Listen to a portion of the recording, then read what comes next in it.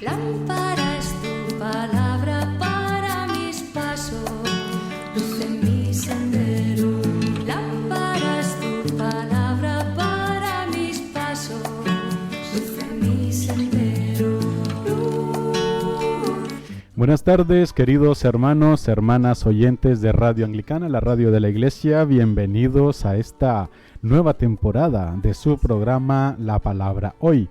Con nosotros el reverendo Juan María Tellería. Reverendo, bienvenido. Muchas gracias, reverendo Noel.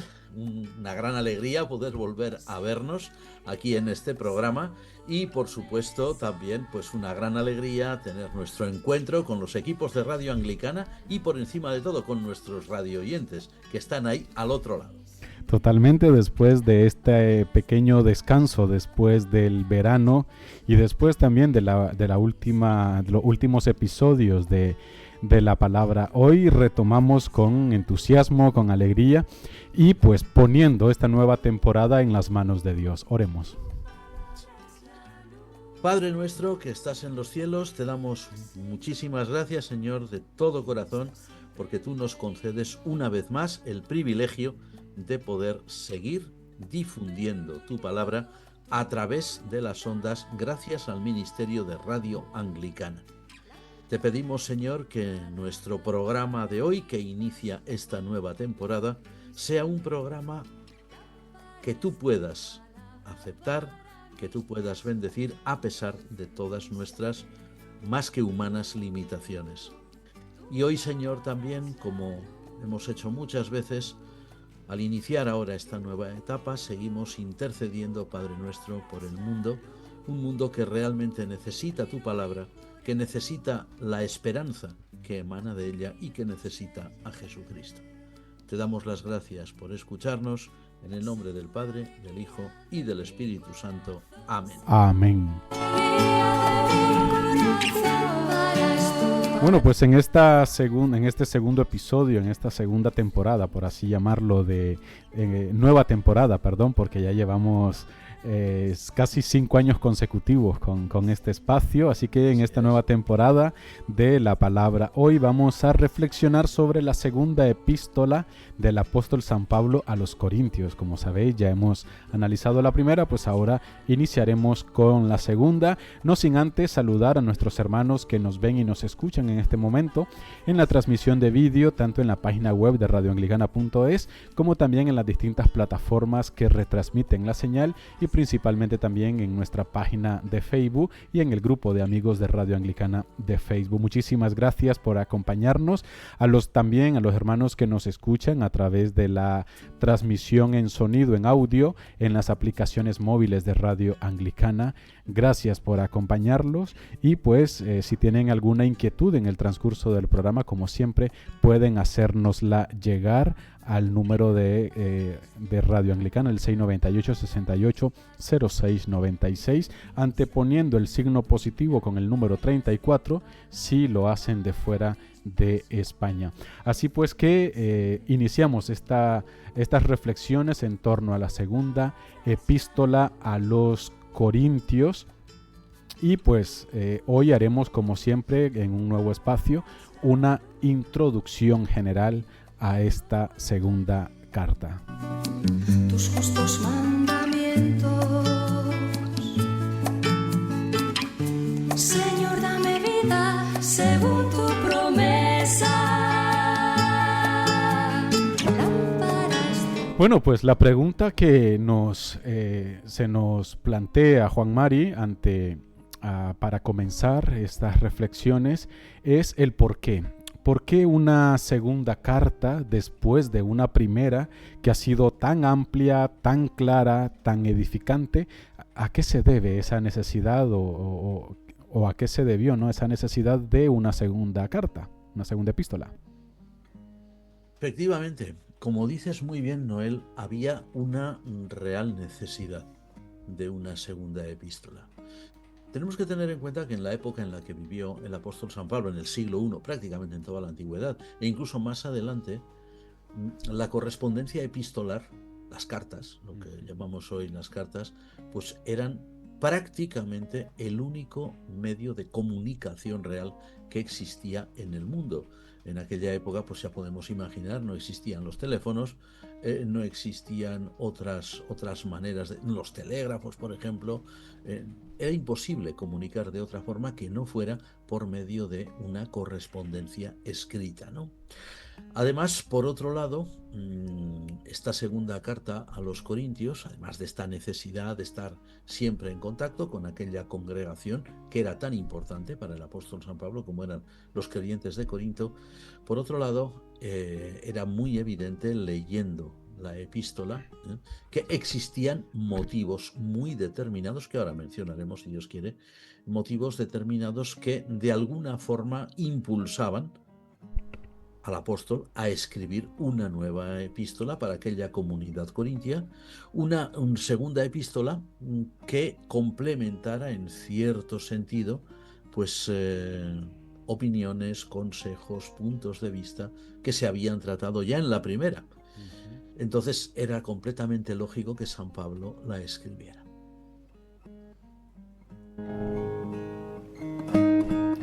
¿Y quién y en qué momento redacta esta epístola, Juan Mari? A ver, el primer versículo prácticamente de la epístola, el encabezamiento de la carta, que es así, pues menciona por nombre a dos personas bien conocidas para nosotros, ¿no? Por un lado menciona a Pablo y juntamente con él menciona a Timoteo. O sea, como si dijéramos apóstol y discípulo. Como era muy habitual, ya lo dijimos en algún momento, pues en la antigüedad, pues tal vez se menciona a ambos porque quizás Timoteo, era el secretario en aquel momento del apóstol, ¿no? O el amanuense, como decíamos, el escriba, ¿no? El que escribía realmente lo que el apóstol le dictaba o le indicaba, ¿no? Y por ello se menciona su nombre también juntamente con él. O quizás, tal vez, esto no lo podemos saber, la epístola en sí no lo dice, quizás hubo otro amanuense, otro escriba, otro secretario, para nosotros anónimo, y tal vez eran el propio apóstol San Pablo y también Timoteo los inspiradores al mismo nivel del texto, ¿no? Eso no lo podemos saber. Lo que sí sabemos es que la epístola nos habla de Pablo y Timoteo que se dirigen a la iglesia de los tesalonicenses, lo que quiere decir que ahí tenemos los autores, ¿no? Por decirlo de alguna manera, ¿no? Ahora, habías preguntado por la fecha, el momento de su redacción, Sí, ¿verdad? ¿Cuándo, no? Bueno, pues como la propia epístola no proporciona ningún dato concreto que nos ayude a poder decir, pues esto se escribió en tal momento, en tal año, en tal mes, como carecemos por completo de este tipo de indicaciones, los estudiosos dicen que más o menos, siempre grosso modo, porque no se puede afirmar mucho más allá, afirman que esta epístola debió redactarse entre los años más o menos 54 y 56 del siglo I de nuestra era, ¿no? Entonces tenemos que pensar, como decimos siempre, que esta cuestión de las fechas de composición de las cartas de San Pablo y de los libros de la Biblia en general es una cuestión que es muy difícil de responder. De hecho, no lo sabemos, y en este caso concreto de la epístola segunda a los Corintios está claro que no hay ningún tipo de indicación que nos diga fue en este año concreto. Por eso, como hemos dicho, dicen los especialistas entre el 54 y el 56, por ahí sería más o menos la época en la que la carta vio la luz. Y a modo de vista panorámica, Juan Mari, ¿con qué nos encontramos cuando leemos por primera vez este escrito?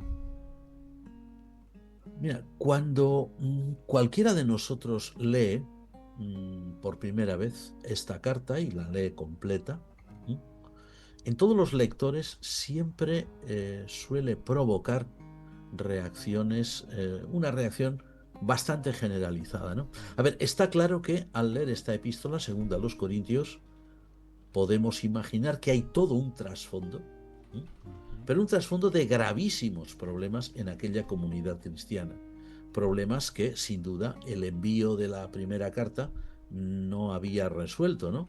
Sino que al parecer los había agravado, por nuevas situaciones de falta de respeto a la autoridad apostólica, presencia de nuevos maestros, según parece procedentes de Judea, que proclamaban por allí, por Corinto, enseñanzas muy distintas de las que había proclamado el apóstol San Pablo. Hay quien habla de que tal vez fuera la famosa herejía judaizante, ¿no?, que también se había hecho patente en las iglesias de Galacia. O sea, todo un trasfondo de polémica, un trasfondo de disensiones, un trasfondo de una comunidad cristiana que desgraciadamente presentaba más indicios de división que de unidad.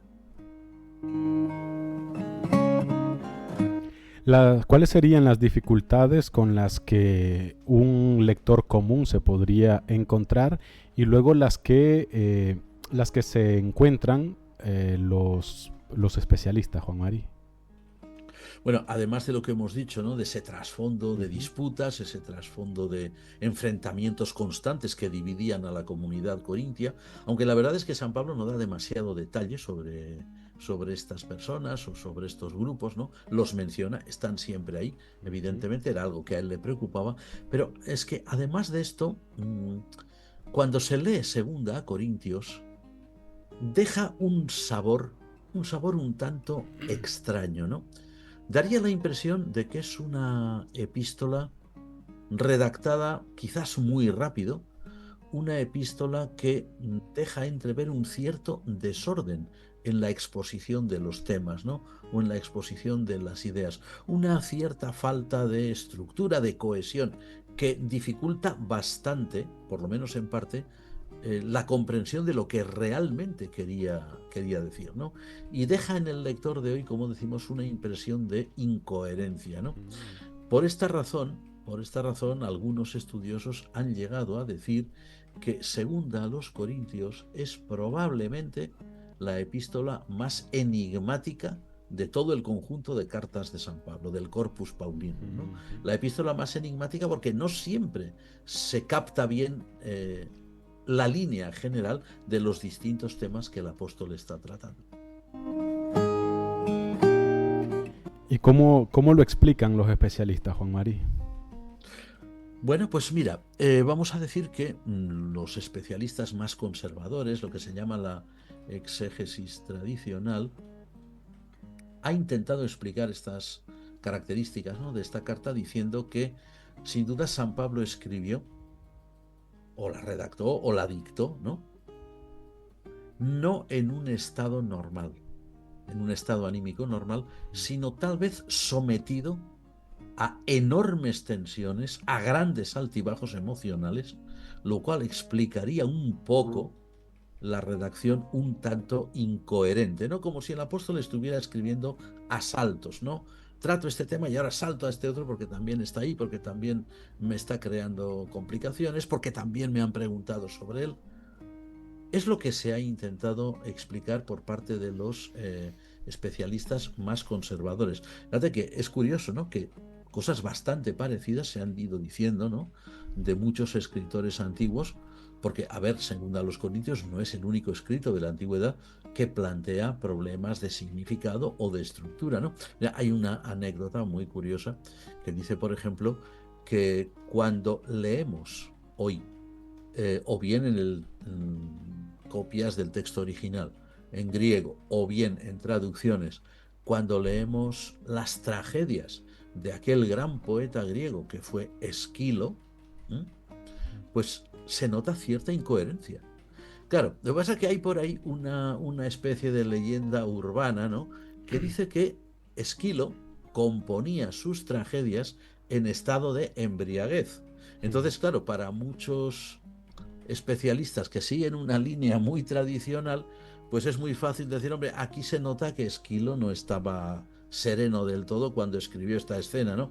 A ver, hoy en la actualidad no hay ningún estudioso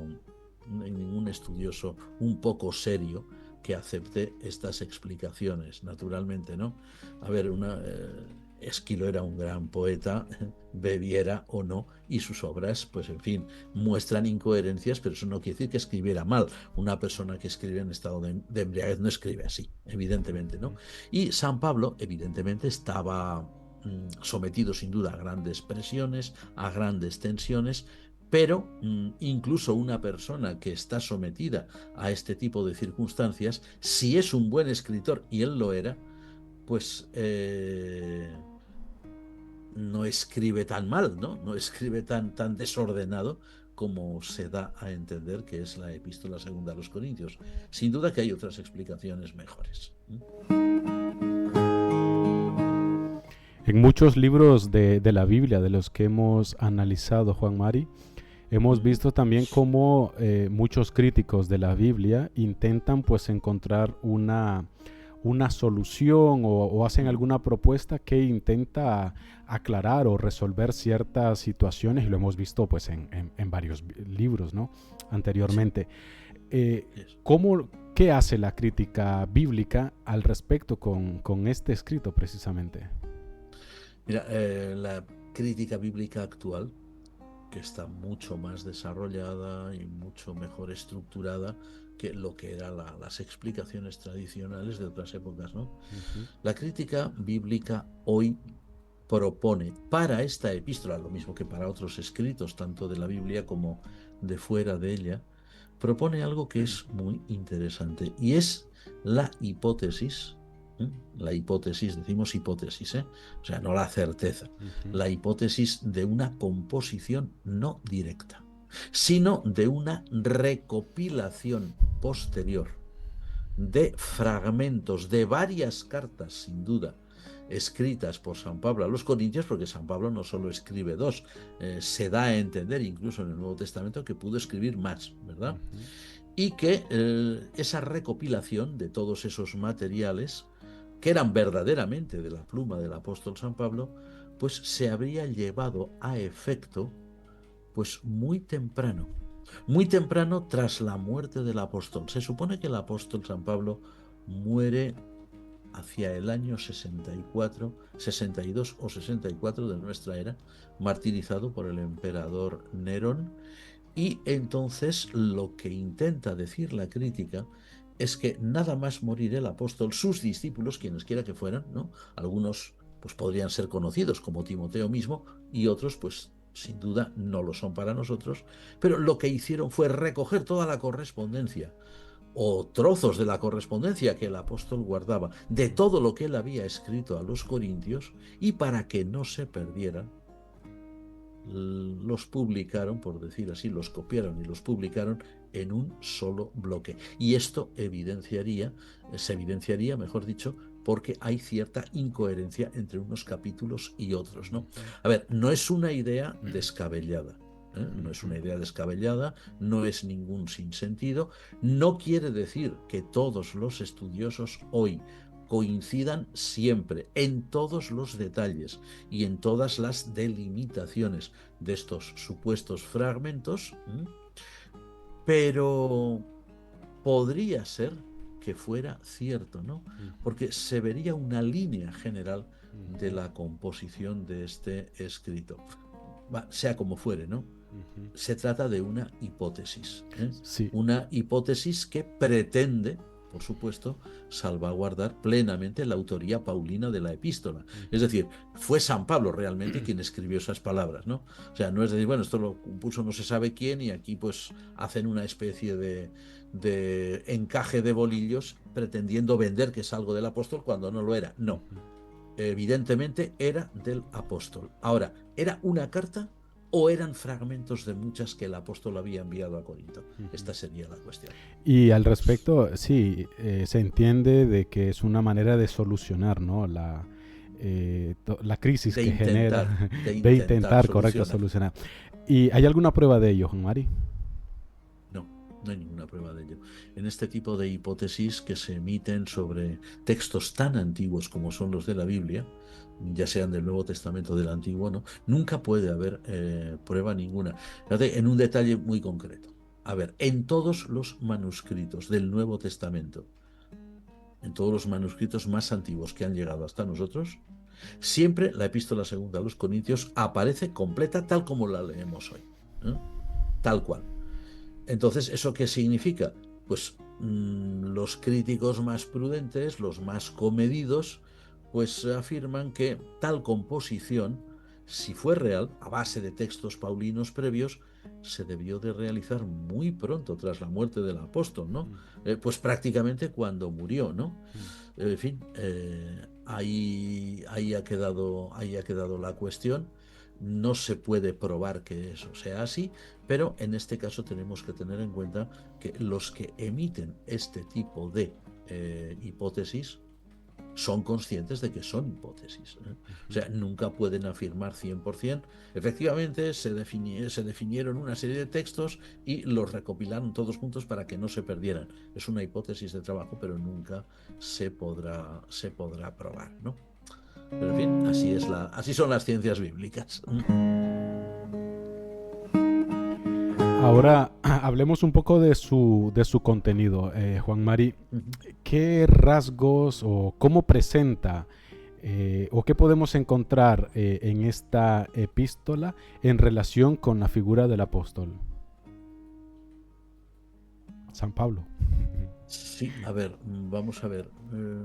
Hay comentaristas por ahí tenemos alguno, hay comentaristas que están diciendo, y sin duda tienen razón, ahí sí, eso no es una hipótesis, que segunda a los Corintios muy bien podría ser la epístola más personal jamás escrita por San Pablo apóstol. ¿Qué quiere decir eso? Que segunda a los Corintios sin duda puede ser la carta en la que mejor afloran los sentimientos, las opiniones del apóstol San Pablo, episodios de su vida que no se conocen en ningún otro libro del Nuevo Testamento. Por ejemplo, el libro de los Hechos de los Apóstoles no los menciona. Su amor apostólico por la Iglesia, concretamente por la comunidad corintia, a la que quería mucho, e incluso vamos a decir su pasión real por el Evangelio, ¿no? O sea, no han faltado quienes han dicho que segunda a los Corintios probablemente es, de todas las epístolas paulinas, la que proyecta la imagen más humana del apóstol San Pablo. No ya tanto como apóstol, sino como persona, ¿no? Es muy posible que tengan razón, es posible que sea cierto.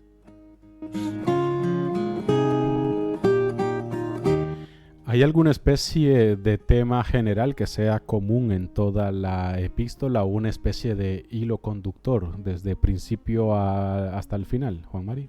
Sí que lo hay, sí, lo hay. Y además está muy claro. Mira, se trata de la reivindicación constante que hace el apóstol San Pablo de su ministerio apostólico y de su autoridad como apóstol, como enviado de Cristo, ¿no? Frente a sus muchos enemigos, sus muchos detractores, sus muchos adversarios, ¿no? Todo este concepto de la autoridad apostólica y todo este concepto de la figura de lo que es un verdadero apóstol y cómo él se consideraba que lo era, colorea por completo toda la epístola. Es el gran tema general. Hay otros más pequeños, pero este es, como tú has dicho, el que recorre toda la epístola.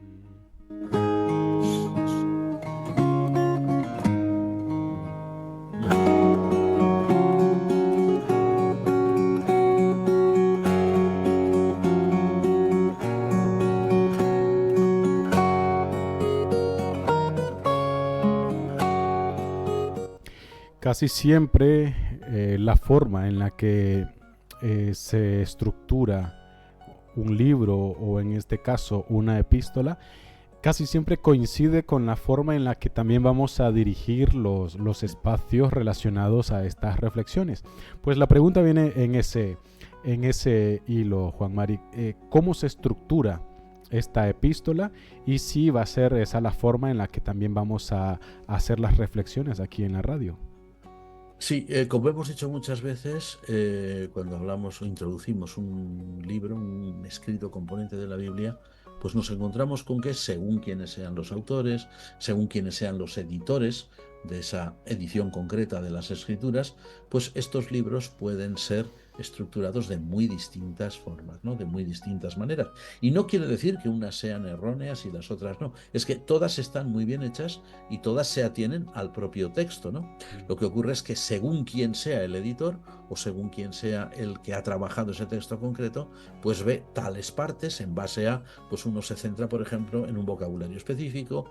Dice, en esta primera parte hay una serie de palabras que no aparecen en la segunda, no, ni en la tercera. En otros dicen, no, aquí hay una idea fundamental que abarca solo la primera parte, las otras tienen otras. Es igual. Siempre puede haber muy diferentes propuestas, ¿no? Nosotros vamos a seguir, como hacemos siempre, a una que hemos encontrado y que es muy sencilla y que nos parece que además pues responde bien, ¿no? A lo que nosotros estamos intentando vehicular en el programa La Palabra Hoy, ¿no? Desde no atiborrar a nuestros amigos y a nuestros hermanos radio oyentes con unas subdivisiones de los textos que sean tan sumamente complicadas que al final nos perdamos todos, ¿no? No, hemos encontrado pues una propuesta de estructuración del texto en 6 puntos que nos parece que es adecuada. Bien, por ejemplo, el primer punto sería la introducción. Y la introducción abarca capítulo primero, versículos 1 al 7, que si Dios quiere lo veremos en el próximo programa, ¿no? La segunda parte, pues, es San Pablo y la iglesia de Corinto, ¿no? La relación del apóstol con la iglesia. Pues esta parte, es un poco ya mayor, abarca el capítulo 1 a partir del versículo 8 hasta el capítulo 2, versículo 13, por ejemplo. Una tercera parte es el ministerio apostólico. Es ahí donde el apóstol San Pablo, como se suele decir, pone toda la carne en el asador, se empeña realmente en una lucha dialéctica para reivindicar lo que es el ministerio apostólico y su ministerio apostólico. Y esta parte es la más amplia. Esta abarca desde el capítulo 2, versículo 14, hasta el capítulo 7, versículo 16. Es decir, que es la más amplia, ¿no? Luego hay una cuarta parte que es muy importante, abarca 2 capítulos, el capítulo 8 y el 9, donde se habla de la colecta a favor de los cristianos de Judea. San Pablo ya había tocado este tema en la primera epístola a los Corintios y también en otras. Debió ser algo realmente importante en aquella época. Le dedica el apóstol 2 capítulos, el 8 y el 9. Bueno, 2 textos que ahora están distribuidos entre los capítulos 8 y 9. La quinta y penúltima parte es la defensa, una vez más, del ministerio apostólico del propio San Pablo. O sea, San Pablo se defiende, vamos a decir así. Y esto abarca, pues, desde el capítulo 10, versículo 1, hasta el capítulo 13, versículo 10, que también es un texto bastante amplio. Y la conclusión es un texto muy breve, pero está muy claro que ahí es donde concluye la epístola, que es el capítulo 13, versículos 11 al 14. Es decir, 6 partes, 6 partes claras. No es complicado ahí intentar ver si se puede estructurar de otra forma. Ahí está bastante claro, ¿verdad? Y eso es lo que nos va a ayudar a lo largo de este programa a ir reflexionando sobre esta carta.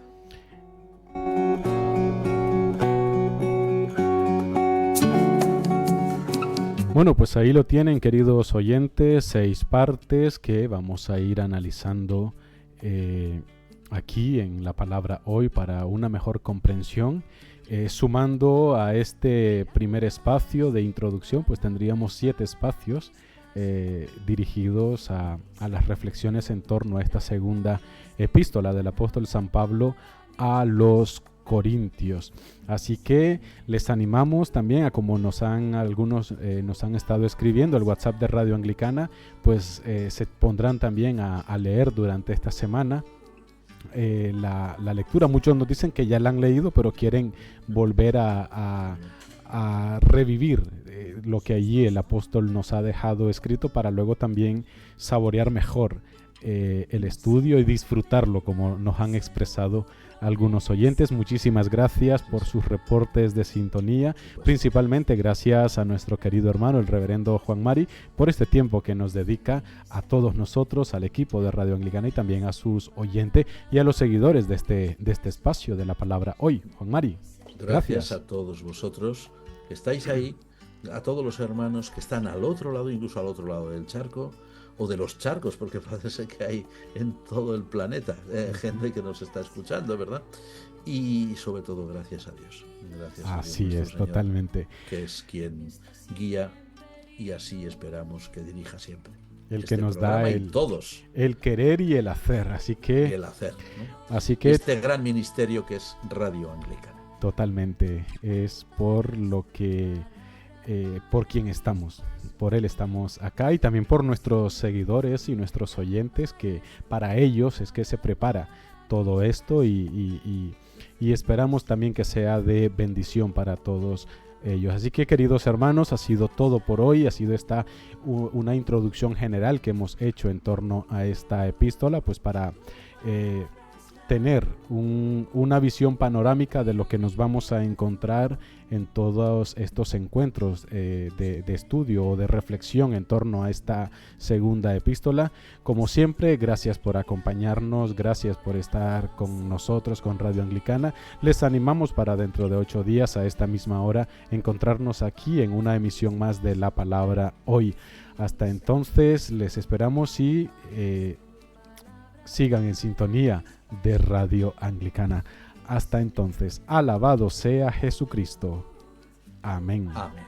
La luz,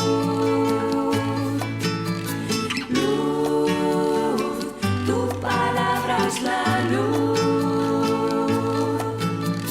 nuestra delante, pues desde la fe. Usted está en sintonía de Radio Anglicana, transmitiendo vía internet en www.radioanglicana.es. También puede escucharnos en su dispositivo móvil, descargando nuestra aplicación para Android e iOS. Radio Anglicana, la voz de la Iglesia.